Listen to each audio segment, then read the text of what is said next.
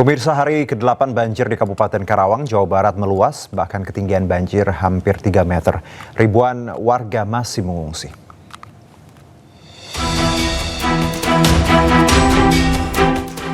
Ribuan rumah di 20 kecamatan di Kabupaten Karawang, Jawa Barat, Minggu pagi masih terendam banjir setinggi 1,8 meter hingga hampir 3 meter. Banjir bahkan meluas hingga area persawahan. Rumah-rumah panggung program Gubernur Jawa Barat, Deddy Mulyadi, juga terendam banjir.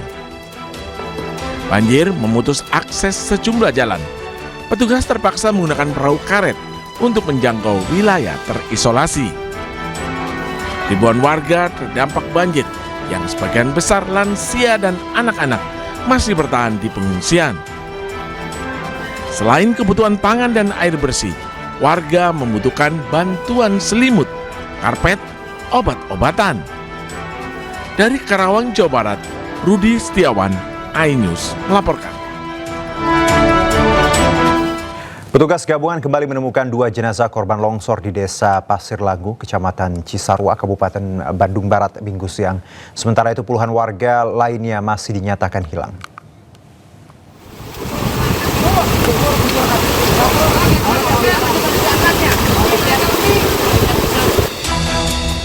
Minggu siang, petugas gabungan kembali menemukan 2 jenazah korban longsor di Desa Pasir Langu, Kecamatan Cisarua, Kabupaten Bandung Barat, Jawa Barat.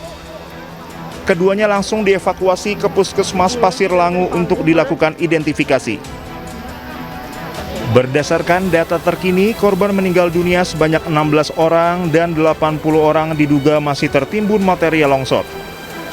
Seluruh korban selamat saat ini telah ditampung di kantor desa Pasir Langu untuk mendapatkan bantuan logistik dan perawatan medis. Hingga kini petugas gabungan masih melakukan pencarian dengan menggunakan alat berat serta anjing pelacak untuk menyisir titik-titik yang diduga menjadi lokasi tertimbunnya warga. Dari Bandung Barat, Jawa Barat, Yanuar Candika, iNews melaporkan. Pemirsa, hari kedua tim SAR gabungan kembali melanjutkan upaya pencarian puluhan korban yang masih tertimbun di Desa Pasir Langu, Kabupaten Bandung Barat.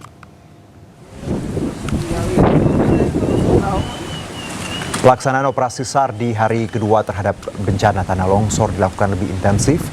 Pencarian juga melibatkan ratusan personel TNI, Polri, dan relawan dari titik longsoran hingga ke desa terdampak sejauh 2,9 km. Anjing pelacak dan alat berat juga diturunkan untuk membantu mencari puluhan korban yang belum ditemukan.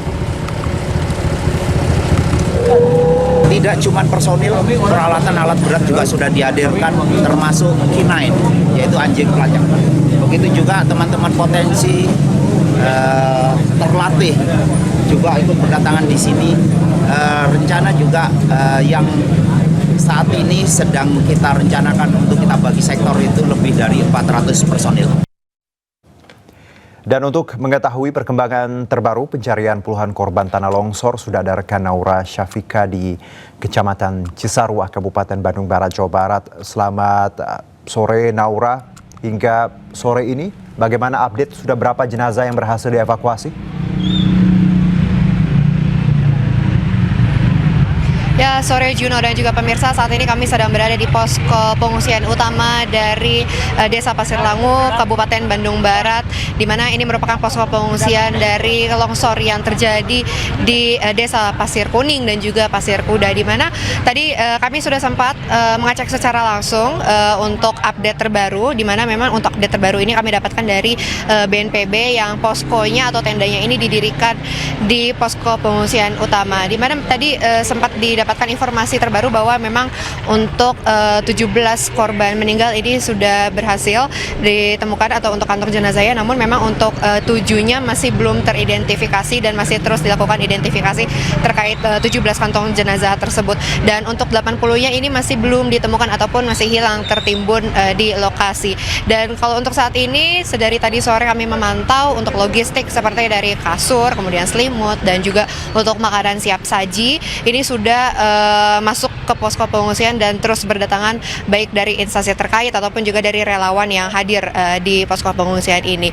Dan tadi kami sudah sempat berbincang dengan beberapa pengungsi yang ada di sini. Memang pengungsi di sini ini totalnya kurang lebih ada 300 hingga 400 jiwa dari kedua desa tersebut yang dicampur di sini. Namun ada juga beberapa pengungsi yang memilih untuk mengungsi secara mandiri, yaitu ke rumah saudara mereka.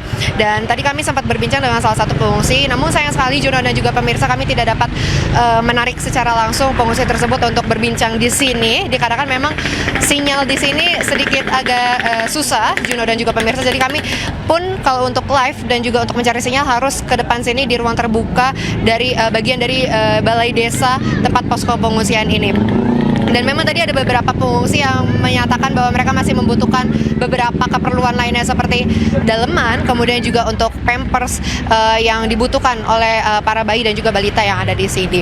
Dan kalau misalnya untuk akses dari jalan ini saat kami tiba ini memang agak sedikit susah untuk dilalui karena jalurnya yang terjal kanan kirinya ini seperti jurang, kemudian juga untuk jalurnya hanya satu jalur saja yang bisa dilalui oleh satu kendaraan. Jadi kami harus bergantian dengan kendaraan lainnya. Bahkan tadi sempat ada kemacetan di sini dari beberapa kendaraan seperti baik dari ambulans, kemudian juga dari kendaraan lainnya yang membawa relawan dan juga dari personel gabungan lainnya. Nah, kami saat ini masih belum menuju ke lokasi atau dari titik longsor yang jaraknya itu sekitar 15 menit kalau misalnya jalan kaki atau 3-4 kilo dari posko pengungsian ini. Tapi nanti kami akan mengupdate kembali kepada Juno dan juga pemirsa apapun yang kami dapatkan dari posko pengungsian yang ada di Bandung Barat. Sementara itu Juno kembali ke studio. Naura, terima kasih atas laporan Anda. Selamat bertugas kembali.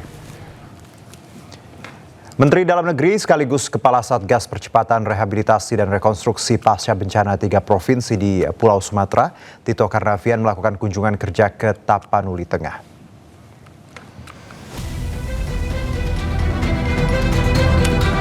Tito didampingi oleh Gubernur Sumatera Utara Bobi Nasution dan Bupati Tapanuli Tengah Masinton Pasaribu meninjau salah satu desa yang terdampak bencana banjir Sumatera, Desa Hutana Bolon di Kecamatan Tuka, Kabupaten Tapanuli Tengah merupakan salah satu desa terdampak pasca bencana banjir Sumatera. Tito meninjau proyek pembuatan tanggul sungai sepanjang 10,5 km. Sedimen tanah pasca banjir dimanfaatkan sebagai tanggul tersebut.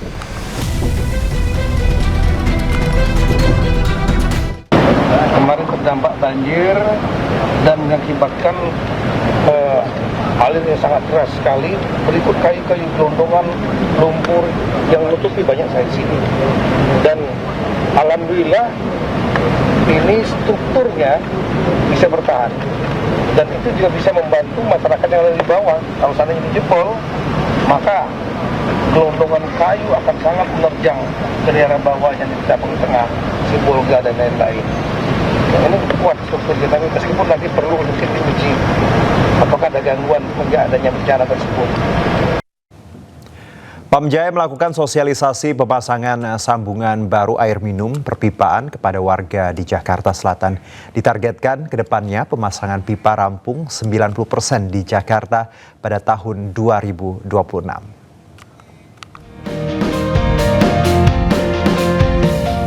Pamjaya mengadakan sosialisasi sambungan air minum perpipaan kepada warga Jakarta Selatan. Sosialisasi dibuka langsung oleh Direktur Utama Pamjaya Arif Nasrudin bersama Wakil Gubernur Jakarta Rano Karno di Warkop Sidul, Cilandak, Jakarta Selatan. Direktur Utama Pamjaya Arif Nasrudin mengungkapkan sosialisasi air minum perpipaan ini penting di wilayah Jakarta Selatan. Saat ini pemasangan sambungan baru air minum perpipaan di daerah Jakarta Selatan sudah rampung 82% dan pengerjaan di 3 kecamatan yakni Pesanggerahan, Kebayoran Lama, dan Bintaro sedang dilakukan. Nantinya ada lebih dari 50.000 kakak atau 300 jiwa di Pesanggerahan yang akan menikmati air pipa dari Pamjaya. Hari ini bagian dari program kita percepatan yang sudah sering saya sampaikan di media. Kita sedang mengejar target kita menuju 2029 100% pelayanan. Dan ini sebenarnya kita ingin sampaikan Pesanggerahan IPA kita sudah diresmikan kemarin. Ini bagian dari market area layanan kita yang memang di daerah Pesanggerahan. Dan inilah yang sedang kita percepat supaya sambungan rumah di Jakarta Selatan pun sudah kemudian juga dilaksanakan. Pipa-pipa kita ini mungkin usianya sudah 150 tahun. Jakarta banyak sekali kebocoran. Kebocoran bukan karena korupsi, tapi karena pipa yang tua itu membuat distribusinya tidak menjadi baik. Konsekuensinya adalah kita harus mengganti semua pipa. Nah, Bapak Ibu sekalian, kemarin, hari ini, dan mungkin sampai tanggal 27 ada warning dari BMKG tentang hujan. Pam Jaya bersama Pemprov Jakarta terus berkomitmen untuk memperluas layanan air minum bagi seluruh warga. Dari Jakarta, Dilami Aulia, Jaka Samsa, Fihir, iNews melaporkan.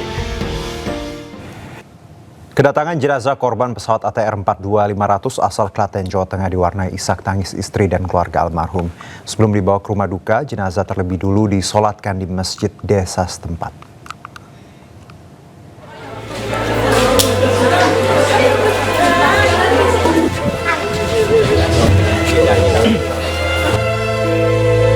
Isak tangis keluarga pecah saat jenazah almarhum Restu Adi Pribadi, 39 tahun, tiba di rumah duka di Kecamatan Wonosari, Klaten, Jawa Tengah.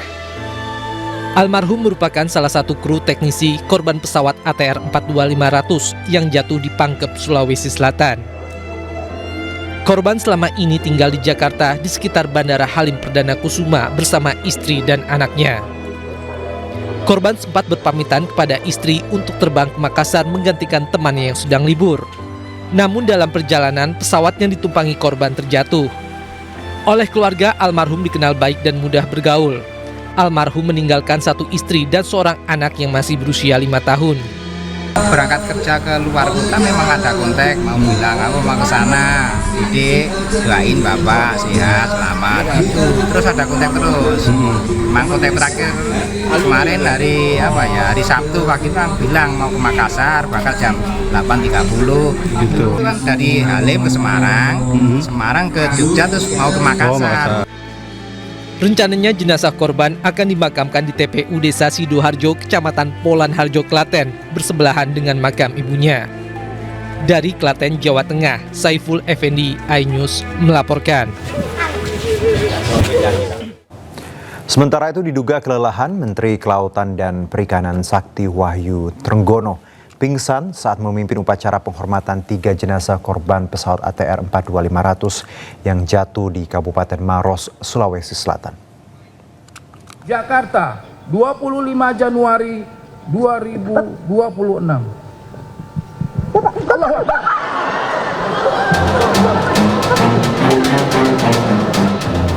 Menteri Kelautan dan Perikanan Sakti Wahyu Trenggono pingsan di tengah sesi upacara penghormatan 3 jenazah korban pesawat ATR 42500 yang jatuh di Kabupaten Maros, Sulawesi Selatan.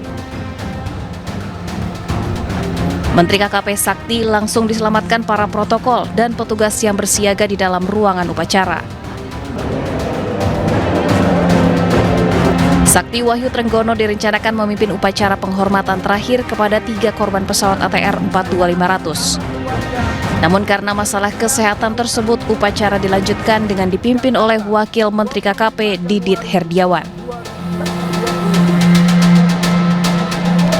Didit Herdiawan mengatakan Sakti Wahyu Trenggono kelelahan, namun telah membaik dan telah mendapatkan penanganan medis. Sudah sadar. Enggak apa-apa, ini kecapean, enggak kecapean aja. Ya, makasih. Assalamualaikum warahmatullahi wabarakatuh. Diketahui Menteri KKP baru saja kembali setelah hadir dalam World Economic Forum yang digelar di Davos, Swiss. Setelah tiba di Indonesia, Sakti langsung menghadiri upacara penghormatan terakhir korban pesawat ATR 42500. Dari Jakarta, Jessica Winoto, Muhammad Zulkarnain, iNews melaporkan. 26.